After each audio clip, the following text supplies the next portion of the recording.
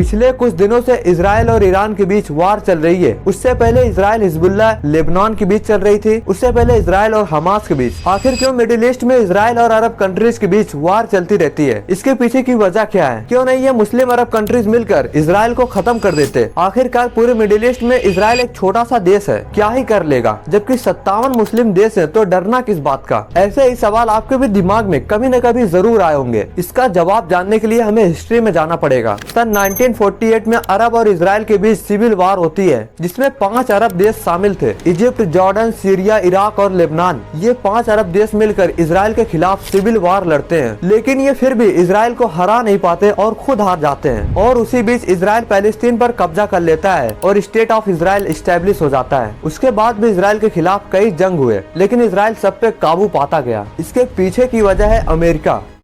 शायद आपके भी दिमाग में कभी न कभी ये सवाल जरूर आए होंगे। इजराइल यानी यहूदियों का सबसे बड़ा दुश्मन मुसलमान अरब कंट्रीज हैं, जो उसे खत्म करना चाहते हैं। इसी वजह से हमेशा उनके बीच वार होती रहती है। हाँ, ये बात तो सच है, लेकिन क्या आप जानते हैं इजराइल का सबसे बड़ा दुश्मन तब से है जब इजराइल दुनिया के नक्शे में नहीं था। इजराइल का सबसे बड़ा दुश्मन जर्मनी का एडोल्फ हिटलर था। पहले इजरायली यहूदी जर्मनी में रहा करते थे। 1914 के फर्स्ट वर्ल्ड वॉर के दौरान यहूदियों ने अपने देश से गद्दारी करके अपने दुश्मन का साथ दिया और जर्मनी फर्स्ट वर्ल्ड वॉर हार जाती है। और उसके बाद जब हिटलर पावर में आता है 1939 के सेकंड वर्ल्ड वॉर के दौरान हिटलर ने यहूदियों को चुन चुन कर मारने का ऑर्डर दे देता है। यहाँ तक कि हिटलर ने यहूदियों को मारने के लिए स्पेशल होलोकॉस्ट बनवाया था, जिसमें सैकड़ों यहूदियों को एक बार अंदर डालकर जहरीली गैस छोड़ देते थे, जिससे एक बार में सैकड़ों यहूदी मारे जाते थे। कहा जाता है कि इसी तरह हिटलर ने 6 साल में 60 लाख यहूदियों को मार डाला। क्या आपको ये पता था?